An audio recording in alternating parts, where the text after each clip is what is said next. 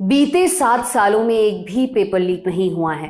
There is no evidence of paper leak in last 7 years in any numbers. ये बयान है देश के शिक्षा मंत्री का। केंद्रीय मंत्री धर्मेंद्र प्रधान ने लोकसभा में ऑन रिकॉर्ड कहा कि किसी भी पेपर लीक के कोई सबूत नहीं है। उनके इस बयान के बाद सदन में विपक्ष ने खूब शोर मचाया, उनके इस बयान का खंडन किया। अब संसद के शोर में सड़क पर मचे शोर को जोड़ दीजिए। महीनों सालों एक परीक्षा के लिए तैयारी करने वाले छात्रों की निराशा का शोर जो प्रदर्शनों की शक्ल में सड़क तक चला आता है, मीडिया के कैमरों में बिलखते हुए कहता है हमने इतने साल मेहनत की थी, अब पेपर लीक हो गया। क्या ये रोने वाले झूठे हैं? दूसरी तरफ नीट यूजी पेपर लीक का मामला सुप्रीम कोर्ट में चल रहा है।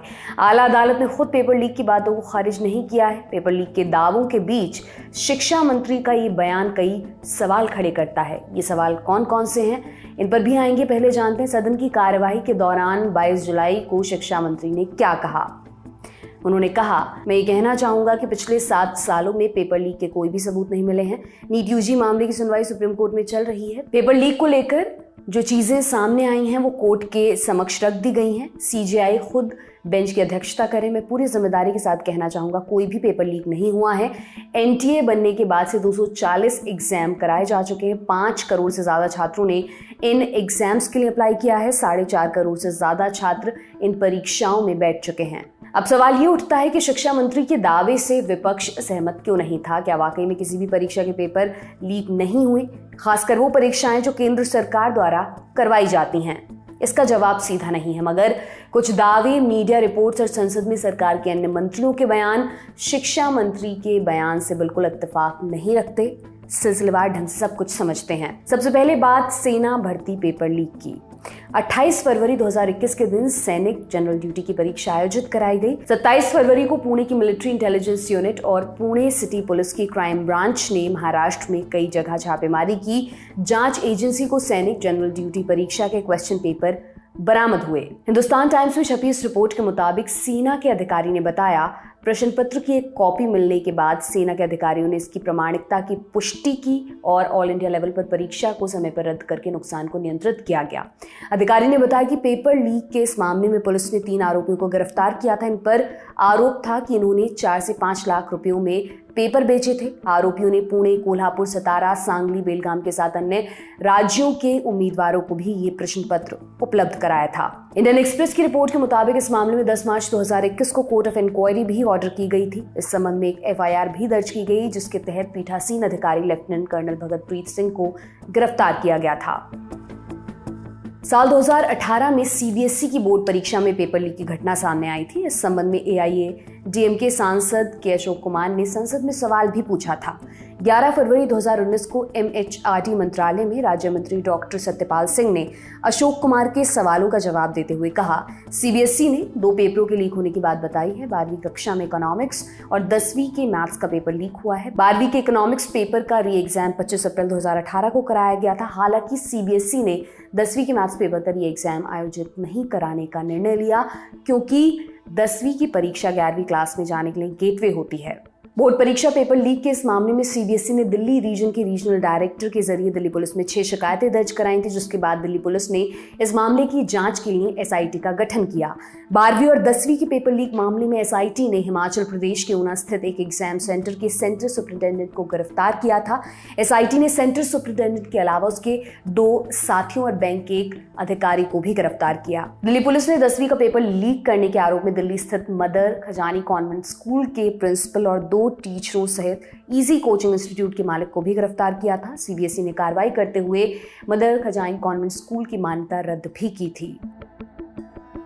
एसएससी के combined graduate level CGL tier 2 2017 exam SSC ने फरवरी मार्च 2018 में परीक्षा आयोजित कराई। 21 फरवरी 2018 के दिन आयोजित कराई गई टियर 2 परीक्षा के पेपर 1 में गड़बड़ी और लीक की खबरें सामने आईं।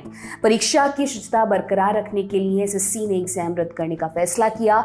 9 मार्च 2018 को पेपर दोबारा आयोजित कराया गया। सरकार ने एसएससी सीजीएल 2017 परीक्षा में पेपर लीक की बात संसद में भी मानी। पूर्व सांसद जितेंद्र चौधरी के सवाल के जवाब में कार्मिक, लोक शिकायत और पेंशन मंत्रालय में राज्य मंत्री डॉक्टर जितेंद्र सिंह ने कहा कि पेपर लीक के बाद एसएससी के कहने पर केंद्र सरकार ने मामले में सीबीआई जांच के आदेश भी दिए। एसएससी सीजीएल 2017 परीक्षा में कुल 9,276 वैकेंसीज थीं। इसमें 4,238 जनरल कैटेगरी के लिए थी। बाकी पद अलग अलग कैटेगरीज के छात्रों के लिए रिजर्व थे। इस एग्जाम के लिए 30,26,598 उम्मीदवारों ने अप्लाई किया था। 15 लाख से ज्यादा छात्र परीक्षा देने पहुंचे थे। टियर 1 परीक्षा के लिए 1,89,838 छात्रों ने क्वालिफाई किया था। वहीं टियर 3 के लिए 35,990 छात्र क्वालिफाई कर पाए थे। नीट 2024 से पहले 2021 के एग्जाम में भी पेपर लीक की बात सामने आई थी। दावा किया गया कि परीक्षा शुरू होने से पहले ही पेपर लीक हो गया था। एनडीटीवी में छपी रिपोर्ट के मुताबिक 12 सितंबर 2021 को जयपुर पुलिस ने नीट परीक्षा में नकल करते हुए एक छात्रा सहित 7 अन्य लोगों को गिरफ्तार किया था। डीसीपी ऋचा तोमर ने बताया कि आरोपी छात्रा दिनेश्वरी कुमारी, उसके चाचा राम सिंह, सेंटर इंचार्ज मुकेश और 4 अन्य लोगों को इस मामले में गिरफ्तार किया गया था। रिपोर्ट के मुताबिक परीक्षा शुरू होने के बाद राम सिंह और मुकेश ने पेपर की फोटो 2 अन्य व्यक्तियों को भेजी थी। दोनों ने जयपुर के चित्रकूट इलाके के एक अपार्टमेंट में बैठे 2 लोगों को फोटो भेजी थी, जिसके बाद ये फोटो सीकर में बैठे कुछ अन्य लोगों को फॉरवर्ड की गई थी। आरोपी छात्रा ने बताया, सीकर में बैठे व्यक्तियों ने पेपर की आंसर की चित्रकूट में बैठे आरोपियों को फॉरवर्ड की थी, जिसके बाद ये मुकेश को भेजी गई। मुकेश ने आंसर की राम सिंह को भेजी, जिसके बाद राम सिंह ने दिनेश्वरी कुमारी को परीक्षा हल करने में मदद की।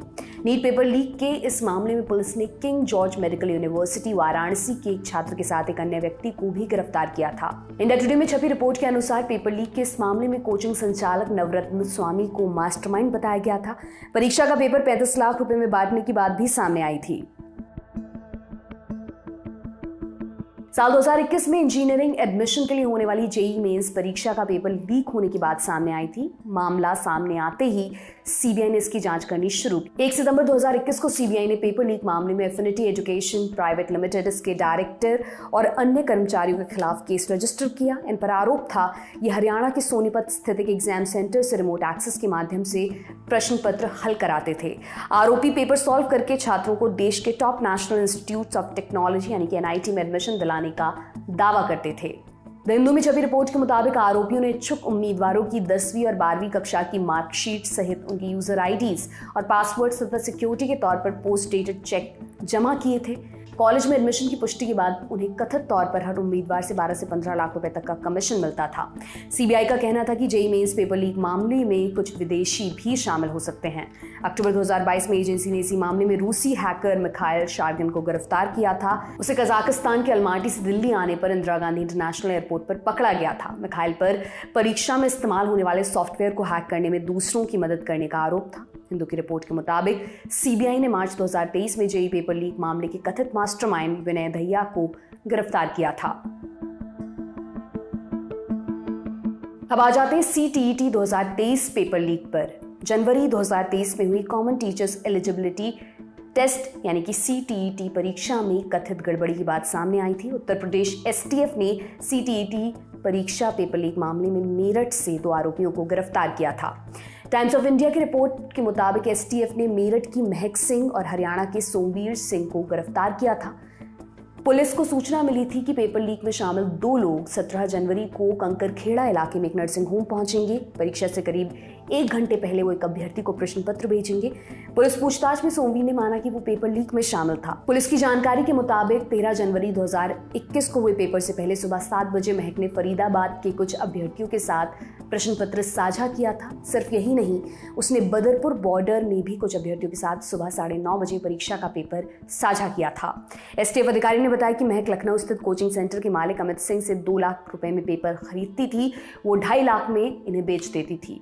एसटीएफ एसपी ब्रजेश सिंह के मुताबिक इस मामले में पुलिस ने आईपीसी की धारा 420 धोखाधड़ी, 467 मूल्यवान सुरक्षा की जालसाजी, 468 धोखाधड़ी के उद्देश्य से जालसाजी, 471 जाली दस्तावेज को असल बताकर इस्तेमाल करना और 120B आपराधिक साजिश के तहत मामला दर्ज किया था। पेपर लीक का मामला किसी राष्ट्रीय समस्या से कम नहीं है। हम उम्मीद करते हैं कि आपको भी उन सारे सवालों के जवाब मिल गए होंगे जो शिक्षा मंत्री धर्मेंद्र प्रधान के बयान के बाद खड़े हुए थे। आपका इसे लेकर क्या सोचना है, कमेंट सेक्शन में हमें बताएं। ये तमाम जानकारी आपके लिए लेकर आए थे हमारे साथी प्रशांत। मैं हूं दिव्यांशी सुमराव। आप देखते रहिए दी लल्लन टॉप। बहुत बहुत शुक्रिया।